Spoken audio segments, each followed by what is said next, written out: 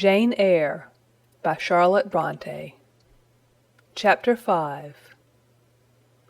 5 o'clock had hardly struck on the morning of the 19th of January, when Bessie brought a candle into my closet and found me already up and nearly dressed.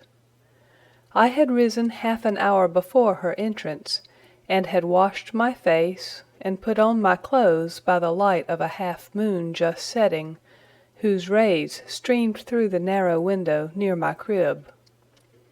I was to leave Gateshead that day by a coach which passed the lodge gates at 6 a.m. Bessie was the only person yet risen. She had lit a fire in the nursery, where she now proceeded to make my breakfast.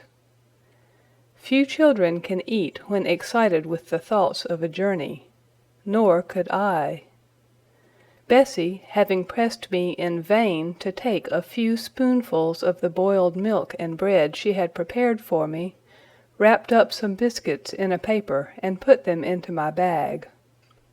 Then she helped me on with my pelisse and bonnet, and wrapping herself in a shawl, she and I left the nursery. As we passed Mrs. Reed's bedroom, she said, "Will you go in and bid Mrs. good-bye?" "No, Bessie. She came to my crib last night when you were gone down to supper, and said I need not disturb her in the morning, or my cousins either, and she told me to remember that she had always been my best friend, and to speak of her and be grateful to her accordingly." "What did you say, miss?" "Nothing. I covered my face with the bedclothes, and turned from her to the wall." "That was wrong, Miss Jane." "It was quite right, Bessie. Your missus has not been my friend. She has been my foe." "Oh, Miss Jane, don't say so." "Good-bye to Gateshead," cried I, as we passed through the hall and went out at the front door. The moon was set, and it was very dark. Bessie carried a lantern whose light glanced on wet steps and gravel roads sodden by a recent thaw. Raw and chill was the winter morning. My teeth chattered as I hastened down the drive. There was a light in the porter's lodge. When we reached it, we found the porter's wife just kindling her fire. My trunk, which had been carried down the evening before, stood corded at the door.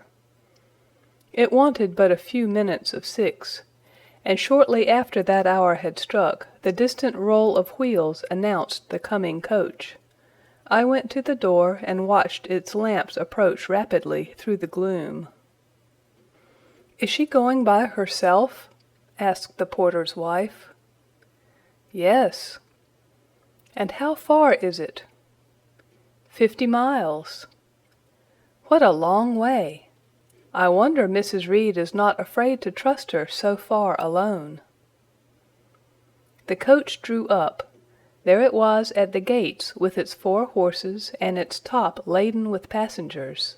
The guard and coachman loudly urged haste. My trunk was hoisted up. I was taken from Bessie's neck, to which I clung with kisses. "Be sure and take good care of her," cried she to the guard, as he lifted me to the inside. "Aye, aye," was the answer. The door was slapped to. A voice exclaimed, "All right," and on we drove. Thus was I severed from Bessie and Gateshead. Thus whirled away to unknown, and, as I then deemed, remote and mysterious regions. I remember but little of the journey. I only know that the day seemed to me of a preternatural length, and that we appeared to travel over hundreds of miles of road. We passed through several towns, and in one, a very large one, the coach stopped. The horses were taken out, and the passengers alighted to dine. I was carried into an inn, where the guard wanted me to have some dinner, but, as I had no appetite, he left me in an immense room with a fireplace at each end, a chandelier pendant from the ceiling, and a little red gallery high up against the wall filled with musical instruments. Here I walked about for a long time, feeling very strange, and mortally apprehensive of someone coming in and kidnapping me, for I believed in kidnappers, their exploits having frequently figured in Bessie's fireside chronicles. At last the guard returned. Once more I was stowed away in the coach. My protector mounted his own seat, sounded his hollow horn, and away we rattled over the stony street of L. The afternoon came on wet and somewhat misty. As it waned into dusk, I began to feel that we were getting very far indeed from Gateshead. We ceased to pass through towns. The country changed. Great grey hills heaved up round the horizon. As twilight deepened, we descended a valley, dark with wood, and long after night had overclouded the prospect, I heard a wild wind rushing amongst trees. Lulled by the sound, I at last dropped asleep. I had not long slumbered when the sudden cessation of motion awoke me. The coach door was open, and a person like a servant was standing at it. I saw her face and dress by the light of the lamps. "Is there a little girl called Jane Eyre here?" she asked. I answered yes, and was then lifted out. My trunk was handed down, and the coach instantly drove away. I was stiff with long sitting, and bewildered with the noise and motion of the coach. Gathering my faculties, I looked about me. Rain, wind, and darkness filled the air. Nevertheless, I dimly discerned a wall before me, and a door open in it. Through this door I passed with my new guide. She shut and locked it behind her. There was now visible a house or houses, for the building spread far, with many windows, and lights burning in some. We went up a broad pebbly path, splashing wet, and were admitted at a door. Then the servant led me through a passage into a room with a fire, where she left me alone. I stood and warmed my numbed fingers over the blaze. Then I looked round.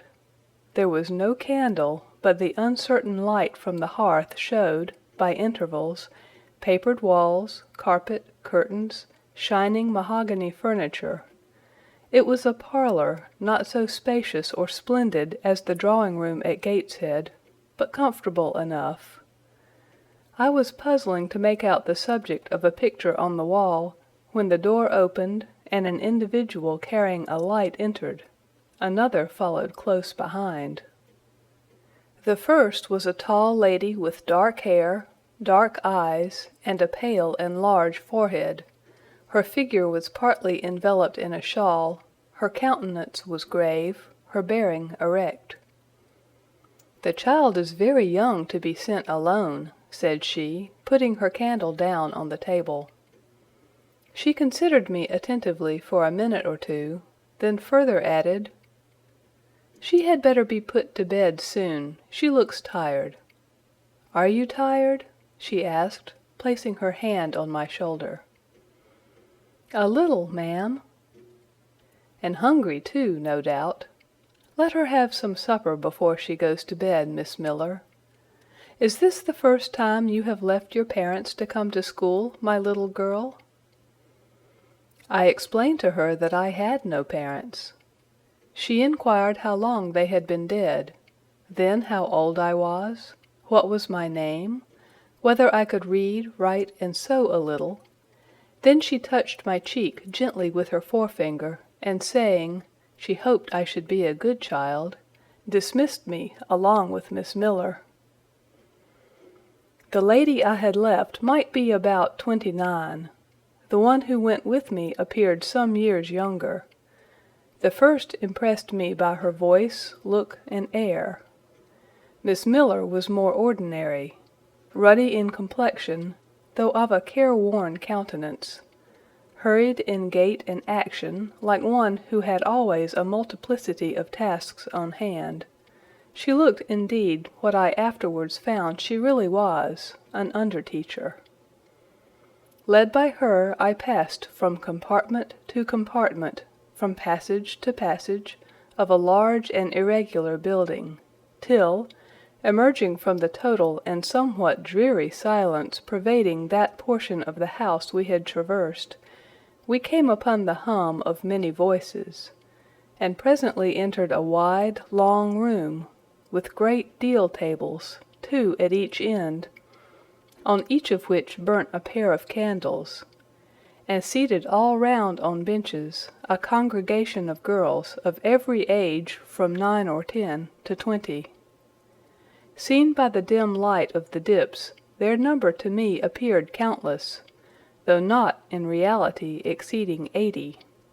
They were uniformly dressed in brown stuff frocks of quaint fashion, and long holland pinafores. It was the hour of study.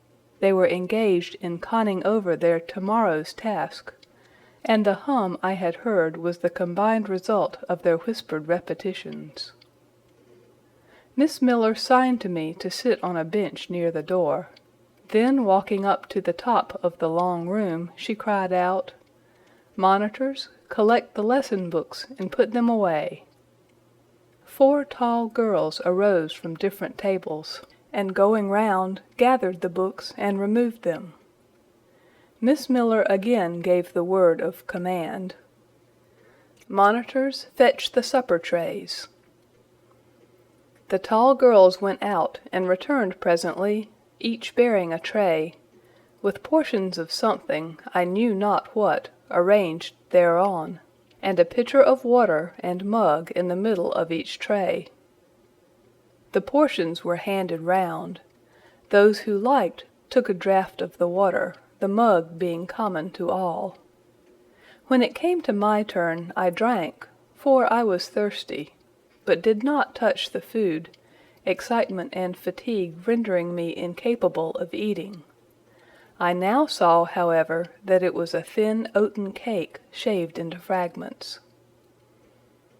The meal over, prayers were read by Miss Miller, and the classes filed off, 2 and 2, upstairs. Overpowered by this time with weariness, I scarcely noticed what sort of a place the bedroom was, except that, like the schoolroom, I saw it was very long. Tonight I was to be Miss Miller's bedfellow. She helped me to undress. When laid down, I glanced at the long rows of beds, each of which was quickly filled with 2 occupants. In 10 minutes the single light was extinguished, and amidst silence and complete darkness, I fell asleep. The night passed rapidly. I was too tired even to dream. I only once awoke to hear the wind rave in furious gusts, and the rain fall in torrents, and to be sensible that Miss Miller had taken her place by my side. When I again unclosed my eyes, a loud bell was ringing. The girls were up and dressing. Day had not yet begun to dawn, and a rushlight or 2 burned in the room. I, too, rose reluctantly. It was bitter cold, and I dressed as well as I could for shivering, and washed when there was a basin at liberty, which did not occur soon, as there was but 1 basin to 6 girls, on the stands down the middle of the room. Again the bell rang. All formed in file, 2 and 2, and in that order descended the stairs and entered the cold and dimly lit schoolroom. Here prayers were read by Miss Miller. Afterwards she called out, "Form classes." A great tumult succeeded for some minutes, during which Miss Miller repeatedly exclaimed, "Silence!" and "Order!" When it subsided, I saw them all drawn up in 4 semicircles, before 4 chairs, placed at the 4 tables. All held books in their hands, and a great book, like a Bible, lay on each table, before the vacant seat. A pause of some seconds succeeded, filled up by the low, vague hum of numbers. Miss Miller walked from class to class, hushing this indefinite sound. A distant bell tinkled. Immediately 3 ladies entered the room. Each walked to a table and took her seat. Miss Miller assumed the 4th vacant chair, which was that nearest the door, and around which the smallest of the children were assembled. To this inferior class I was called, and placed at the bottom of it. Business now began. The day's collect was repeated. Then certain texts of Scripture were said, and to these succeeded a protracted reading of chapters in the Bible, which lasted an hour.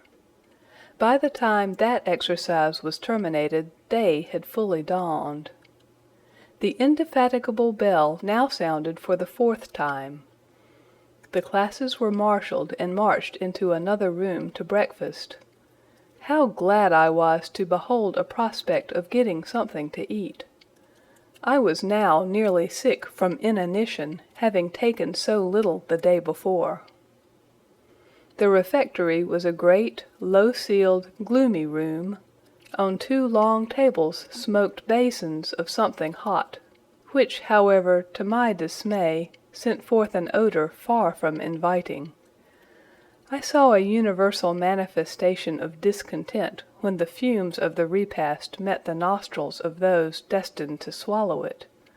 From the van of the procession, the tall girls of the 1st class, rose the whispered words, "Disgusting! The porridge is burnt again." "Silence!" ejaculated a voice.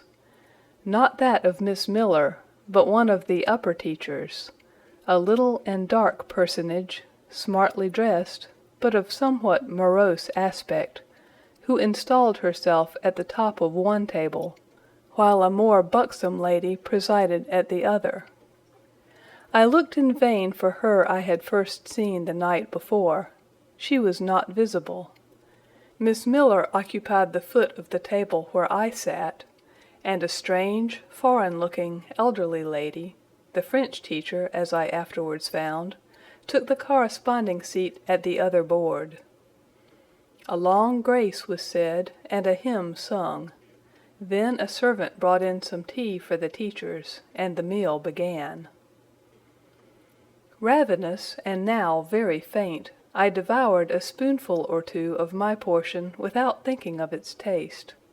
But the first edge of hunger blunted, I perceived that I had got in hand a nauseous mess. Burnt porridge is almost as bad as rotten potatoes. Famine itself soon sickens over it. The spoons were moved slowly.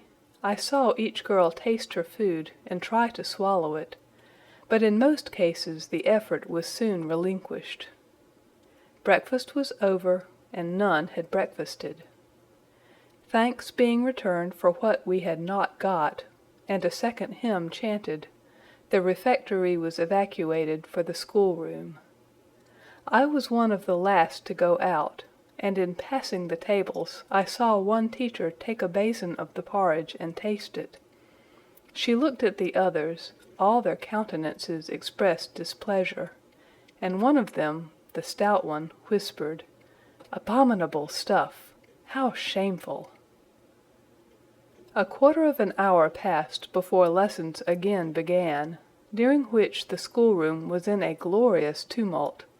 For that space of time it seemed to be permitted to talk loud and more freely, and they used their privilege. The whole conversation ran on the breakfast, which one and all abused roundly. Poor things, it was the sole consolation they had. Miss Miller was now the only teacher in the room.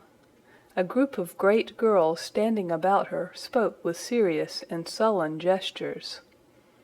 I heard the name of Mr. Brocklehurst pronounced by some lips, at which Miss Miller shook her head disapprovingly.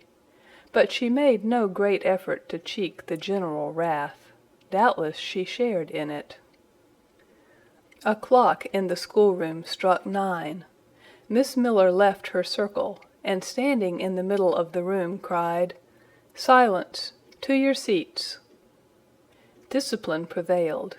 In 5 minutes the confused throng was resolved into order, and comparative silence quelled the babel clamor of tongues. The upper teachers now punctually resumed their posts, but still all seemed to wait. Ranged on benches down the sides of the room, the 80 girls sat motionless and erect. A quaint assemblage they appeared, all with plain locks combed from their faces, not a curl visible, in brown dresses, made high and surrounded by a narrow tucker about the throat, with little pockets of holland, shaped something like a Highlander's purse, tied in front of their frocks, and destined to serve the purpose of a work-bag, all too wearing woolen stockings and country-made shoes, fastened with brass buckles. Above 20 of those clad in this costume were full-grown girls, or rather young women. It suited them ill, and gave an air of oddity even to the prettiest. I was still looking at them, and also at intervals examining the teachers, none of whom precisely pleased me, for the stout one was a little coarse, the dark one not a little fierce, the foreigner harsh and grotesque, and Miss Miller, poor thing, looked purple, weather-beaten, and overworked. When, as my eye wandered from face to face, the whole school rose simultaneously, as if moved by a common spring. What was the matter? I had heard no order given. I was puzzled. Ere I had gathered my wits, the classes were again seated. But as all eyes now turned to one point, mine followed the general direction, and encountered the personage who had received me last night. She stood at the bottom of the long room, on the hearth, for there was a fire at each end. She surveyed the 2 rows of girls silently and gravely. Miss Miller, approaching, seemed to ask her a question, and having received her answer, went back to her place and said aloud, "Monitor of the first class, fetch the globes." While the direction was being executed, the lady consulted moved slowly up the room. I suppose I have a considerable organ of veneration, for I retain yet the sense of admiring awe with which my eyes traced her steps. Seen now, in broad daylight, she looked tall, fair, and shapely, brown eyes with a benignant light in their iris, and a fine penciling of long lashes round, relieved the whiteness of her large front. On each of her temples her hair, of a very dark brown, was clustered in round curls, according to the fashion of those times, when neither smooth bands nor long ringlets were in vogue.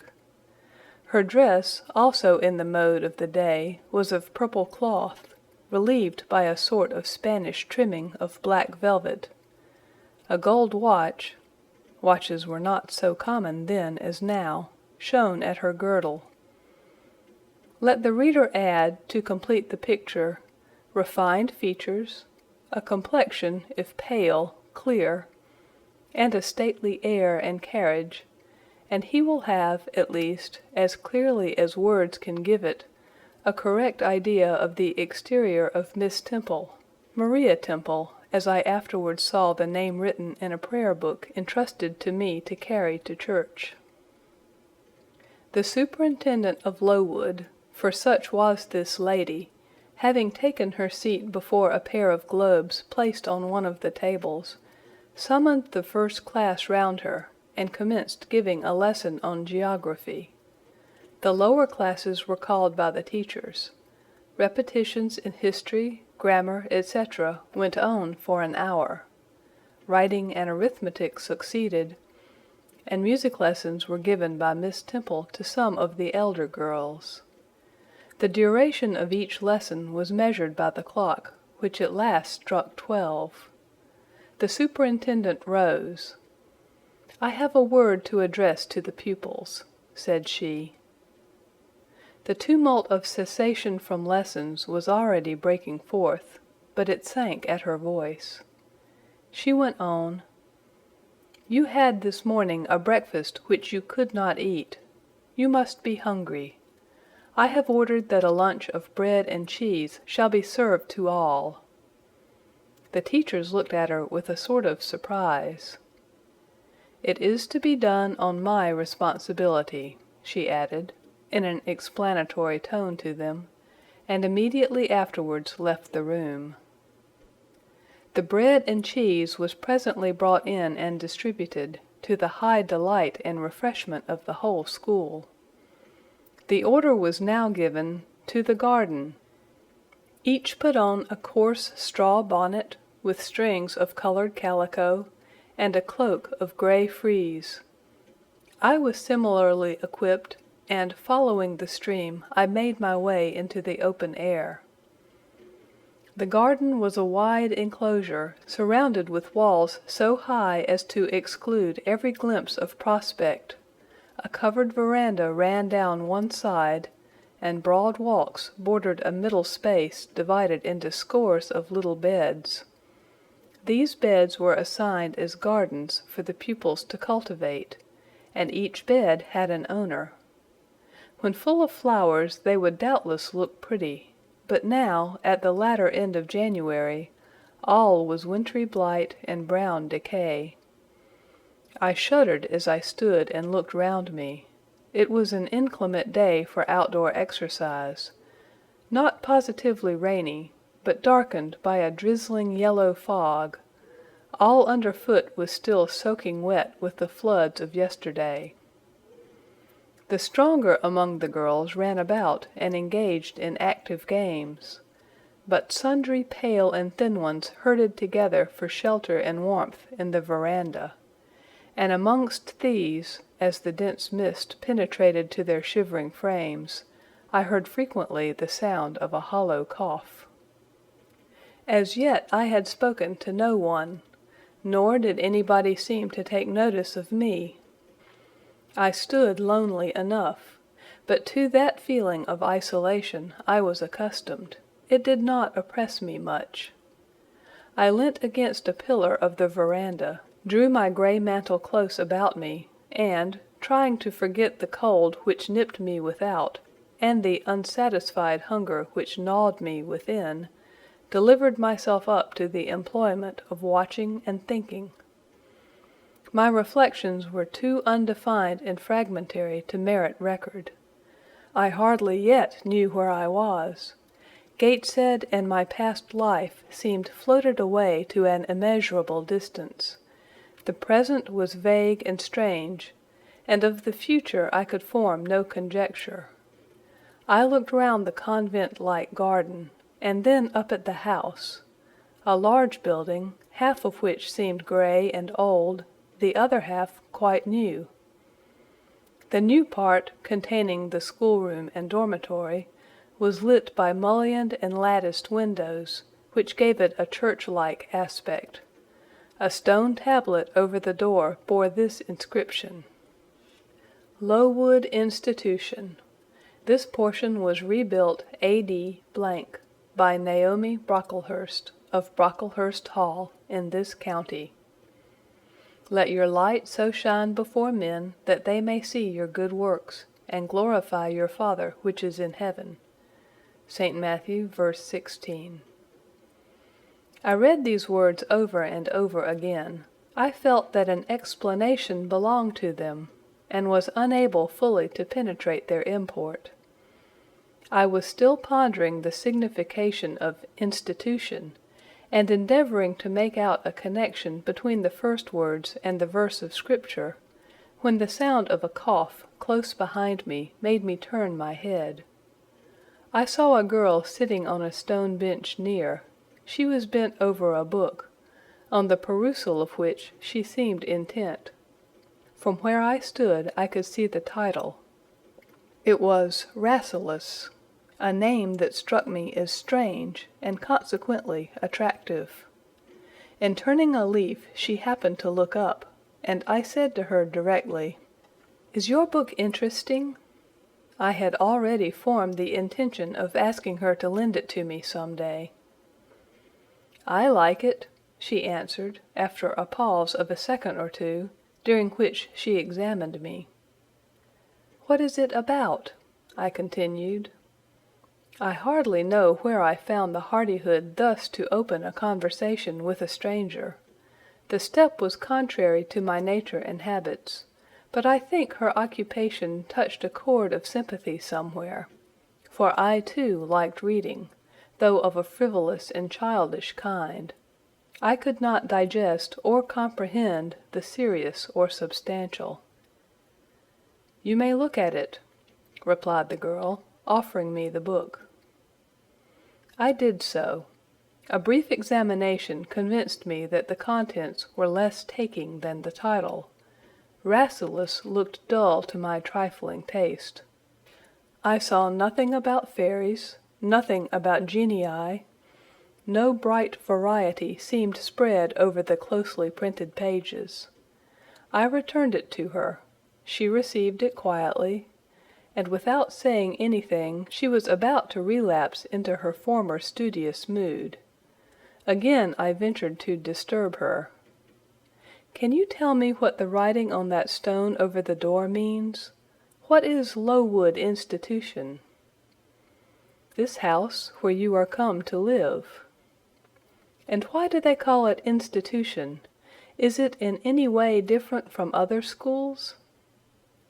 "It is partly a charity school. You and I and all the rest of us are charity children. I suppose you are an orphan. Are not either your father or your mother dead?" "Both died before I can remember." "Well, all the girls here have lost either one or both parents, and this is called an institution for educating orphans." "Do we pay no money? Do they keep us for nothing?" "We pay, or our friends pay, £15 a year for each." "Then why do they call us charity children?" "Because £15 is not enough for board and teaching, and the deficiency is supplied by subscription." "Who subscribes?" "Different benevolent-minded ladies and gentlemen in this neighborhood and in London." "Who was Naomi Brocklehurst?" "The lady who built the new part of this house, as that tablet records, and whose son overlooks and directs everything here." "Why?" "Because he is treasurer and manager of the establishment." "Then this house does not belong to that tall lady who wears a watch, and who said we were to have some bread and cheese?" "To Miss Temple? Oh, no! I wish it did. She has to answer to Mr. Brocklehurst for all she does. Mr. Brocklehurst buys all our food and all our clothes." "Does he live here?" "No, 2 miles off, at a large hall." "Is he a good man?" "He is a clergyman, and is said to do a great deal of good." "Did you say that tall lady was called Miss Temple?" "Yes." "And what are the other teachers called?" "The one with red cheeks is called Miss Smith. She attends to the work, and cuts out, for we make our own clothes, our frocks and pelisses, and everything. The little one with black hair is Miss Scatcherd. She teaches history and grammar, and hears the second-class repetitions. And the one who wears a shawl, and has a pocket handkerchief tied to her side with a yellow ribbon, is Madame Pierrot. She comes from Lille in France, and teaches French." "Do you like the teachers?" "Well enough." "Do you like the little black one, and the Madame— I cannot pronounce her name as you do." "Miss Scatcherd is hasty. You must take care not to offend her. Madame Pierrot is not a bad sort of person." "But Miss Temple is the best, isn't she?" "Miss Temple is very good and very clever. She is above the rest, because she knows far more than they do." "Have you been long here?" 2 years. "Are you an orphan?" "My mother is dead." "Are you happy here?" "You ask rather too many questions. I have given you answers enough for the present. Now I want to read." But at that moment the summons sounded for dinner. All re-entered the house. The odor which now filled the refectory was scarcely more appetizing than that which had regaled our nostrils at breakfast. The dinner was served in 2 huge tin-plated vessels, whence rose a strong steam redolent of rancid fat. I found the mess to consist of indifferent potatoes and strange shreds of rusty meat, mixed and cooked together. Of this preparation a tolerably abundant plateful was apportioned to each pupil. I ate what I could, and wondered within myself whether every day's fare would be like this. After dinner we immediately adjourned to the schoolroom. Lessons recommenced, and were continued till 5 o'clock. The only marked event of the afternoon was, that I saw the girl with whom I had conversed in the veranda dismissed in disgrace by Miss Scatcherd from a history class, and sent to stand in the middle of the large schoolroom. The punishment seemed to me in a high degree ignominious, especially for so great a girl. She looked 13 or upwards. I expected she would show signs of great distress and shame, but to my surprise she neither wept nor blushed. Composed, though grave, she stood, the central mark of all eyes. But how can she bear it so quietly, so firmly, I asked of myself. Were I in her place, it seems to me I should wish the earth to open and swallow me up. She looks as if she were thinking of something beyond her punishment, beyond her situation, of something not round her nor before her. I have heard of daydreams. Is she in a daydream now? Her eyes are fixed on the floor, but I am sure they do not see it. Her sight seems turned in, gone down into her heart. She is looking at what she can remember, I believe, not at what is really present. I wonder what sort of a girl she is, whether good or naughty. Soon after 5 p.m. we had another meal, consisting of a small mug of coffee and half a slice of brown bread. I devoured my bread and drank my coffee with relish, but I should have been glad of as much more. I was still hungry. Half an hour's recreation succeeded, then study, then the glass of water and the piece of oat-cake, prayers, and bed. Such was my first day at Lowood. End of chapter 5.